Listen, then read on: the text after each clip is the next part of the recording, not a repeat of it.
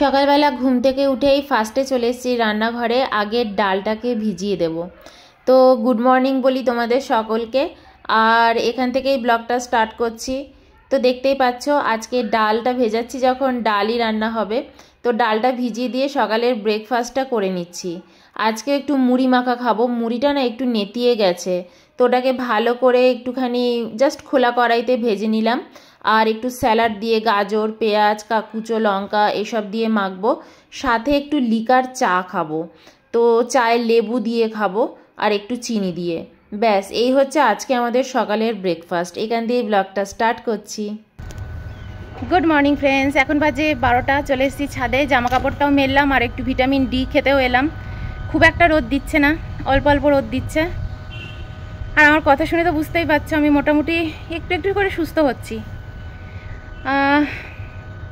ওই যে হোমিওপ্যাথি ওষুধ আছে না, রাস্টক, আরেকটা কী যেন আছে, স্টক আর ব্রায়নিয়া, এই দুটো ওষুধ খেয়ে খেয়ে আমি সুস্থ করেছি নিজেকে। কথা বলতেও না খুব কষ্ট হচ্ছে।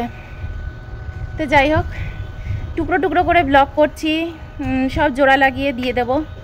এখান থেকেই ব্লগটা স্টার্ট করলাম। একটু হাঁটাহাঁটি করি। আমি না অনেক রোগা হয়ে গেছি জানো, এই কয়দিন খেয়ে খেয়ে যা মোটা হয়েছি, শরীরটা খারাপ হয়ে গিয়ে আরও বেশি রোগা হয়ে গেছি। কথা বলার শক্তি আছে। এই যে হাতে ক্যামেরাটা ধরে রেখেছি না, হাতটা মনে হচ্ছে ছিঁড়ে যাচ্ছে। আপনি কিছু বলবেন? কি বলবো, কিছু বলুন। অসুস্থ মানুষ হয়ে গেছে, অয়নের উপর খুব চাপ পড়ে গেছে, প্রচুর চাপ পড়ে গেছে। অয়ন শুধু বেঁচে গেছে রান্না বান্নাটা জানে না বলে, নইলে এতক্ষণে অয়ন পুরো রান্না বান্না বাসন মেজে ধুয়ে কত কাজ করে ফেলতো অয়ন। হ্যাঁ, কিন্তু খাওয়াটাও জুটছে না। অয়নও দেখো রোগা হয়ে গেছে অনেক, না খেতে পেয়ে পেয়ে। তুমি আর স্লিম বলো না, স্লিমেরাও এবার লজ্জা পেয়ে যাবে। আরে এরকম বডি পাওয়ার জন্য লোকে দৌড়ে বেড়ায় রে, জিমে গিয়ে বসে থাকে, আর আমি এমনিতেই জিরাম বডি। জিমে তো পেটটা একটু মুটু মুটু। কোথায় পেটটা? এটা তো জামা। পেটটা ভিতরে ঢুকিয়ে নিলে ন্যাচারাল পেট।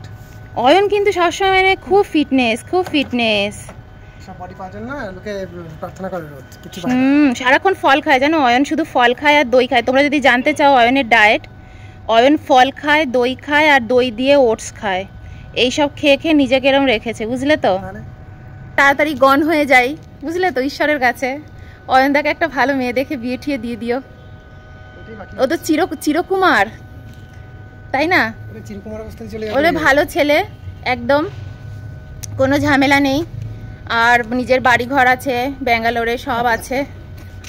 আসছে, ব্যাঙ্গালোরে বাড়ি ঘর আছে, সব আছে, শুধু গাড়িটা কেনেনি। মেয়েটা যদি একটা গাড়ি নিয়ে আসে ভালো। কি কিছু দহেজ ফেজ নেবে না? দহেজ তো নিতেই হবে। এই তুমি দহেজ নেবে না? দহেজ বলছে সাবস্ক্রাইবার নাকি লিস্ট করে দেবে ওর বিয়ের। ভাবতে জন্য আমি এই যে বললাম যে আমি গন হয়ে যাব, ওর দুঃখ নেই, বলছে সাবস্ক্রাইবারদের লিস্ট করে দিতে বলো, সেই বুঝে নাকি ও দহেজ নেবে। ভাবতে পারো। যাই হোক, যাই ঘরে যাই, ভাল লাগে না আর। এই হচ্ছে যুগ চলছে, বুঝলে। কারুর কোনো ভ্যালু নেই, কোন সংসারের জন্য করে করে মরছো। এই হচ্ছে, মরে যাবে। চলো যাই, নিচে যাই, একটু রেস্ট নেবো, তারপর রান্না করব। অনেক মজাক হলো, হাসি মজাক। চলো, ওরা আমি নিচ্ছি, তুমি বালতিটাই নাও। চলো, বালতি নিয়ে আসছে। ছাদ থেকে নিয়ে এলাম জামা কাপড়, এসে এবার লেবু খাচ্ছি, কারণ ভীষণ ডিহাইড্রেট লাগছে। তো মৌসম্বি রয়েছে ঘরে, মানে একটু লেবুই খাই। ফল পেলে না খুব ভালো লাগে, ফল খেতে সত্যি এত ভালো লাগে। আর আমাদের ব্যাঙ্গালোরে ফল মাস্ট, খেতেই হবে। আর এখন তো এত ড্রাই সিজন আসছে, তো এখন বসে একটু লেবু খাই, তারপর গিয়ে একটু শোবো, তারপর রান্নাঘরে ঢুকবো। এখন বাজে দুপুর 2টো, তো তাড়াতাড়ি করে রান্না করব। আর আমার চোখ মুখ দেখে বুঝতেই পারছো শরীরটা একদমই মানে ভালো লাগছে না। আমি কি করছি জানো তো, একবার করে শুচ্ছি, শুয়ে উঠে তারপরে এসে মানে একটুখানি জোর নিয়ে নিচ্ছি, তারপরে এসে তাড়াতাড়ি করে রান্না বান্নাটা সেরে নিচ্ছি। ঘরের সমস্ত কাজ তো অয়নই করছে। আর আজকে সকালবেলা গিয়ে তো দেখতেই পেলে জামা কাপড়গুলো নিয়ে এলাম, আর একটুখানি রোদও খেয়ে এলাম। এখন আবার বৃষ্টি নেমে গেছে। তো যাই হোক, এখন রান্না করব, লাউয়ের প্রিপারেশন করব। আজকে 2টো লাউ পড়ে আছে, ছোট ছোট, একদম কালো হয়ে গেছে। তো ওই লাউ 2টো রান্না করে ফেলবো। একটা লাউ ঘন্ট করব বড়ি দিয়ে, আরেকটা হচ্ছে মুসুরির ডাল। তো দেখতে পেলে সকালবেলা একটুখানি ডাল রেখেছিলাম, ওটা লাউ দিয়ে ডালটা রান্না করব। তো 2টো লাউ কেটে এখন আগে রান্নাটা চলো বসিয়ে ফেলি। আর এই যে গয়না বড়িগুলো বার করেছি, ডালের সাথে খাবো। জানি না কেমন আছে, খারাপ হয়ে গেছে না ভালো আছে জানি না, তো এইগুলোকে খাবো।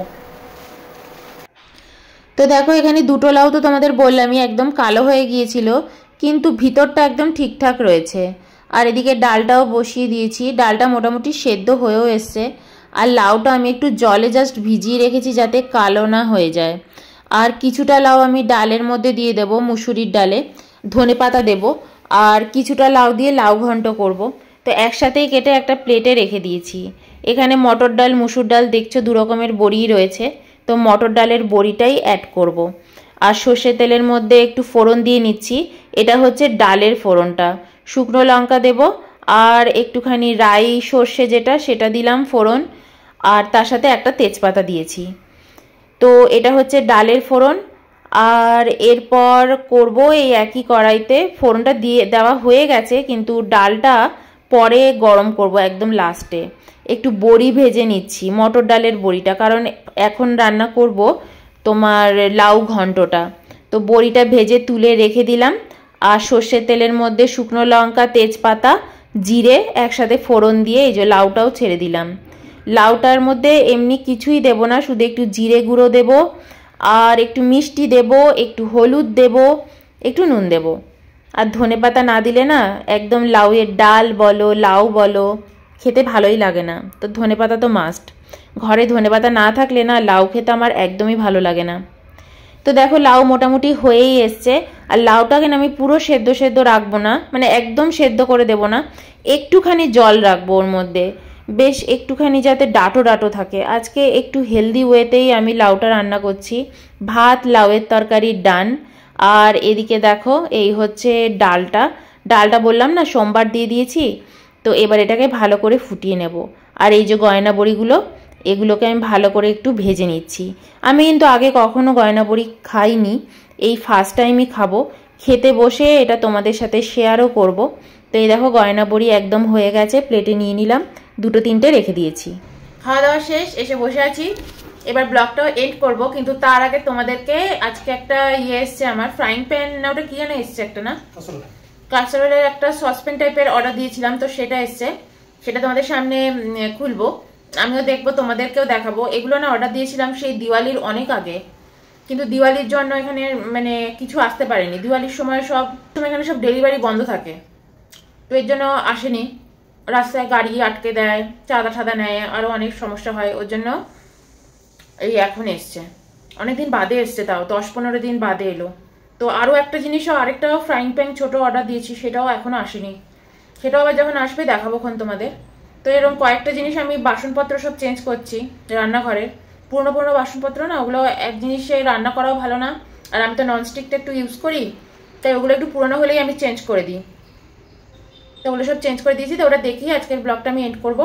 তো চলো এখন আমি ব্লগটা এন্ড করে দিচ্ছি, আর লাস্টে তোমাদেরকে দেখিয়ে নাও যে আমার যে সাসপেন্ড এসছে ওটা দেখতে কেমন হচ্ছে। এটা ক্যাসারোলে নিয়েছি, তো চলো বাই। আর এই দেখো এই ক্যাসারোলটাই আনিয়েছি।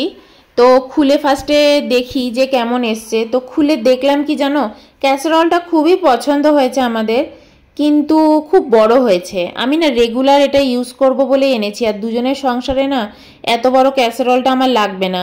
এটা হচ্ছে 24 সেন্টিমিটার, আমার 22 সেন্টিমিটার লাগবে, তো এটা আবার ফেরত দিতে হবে।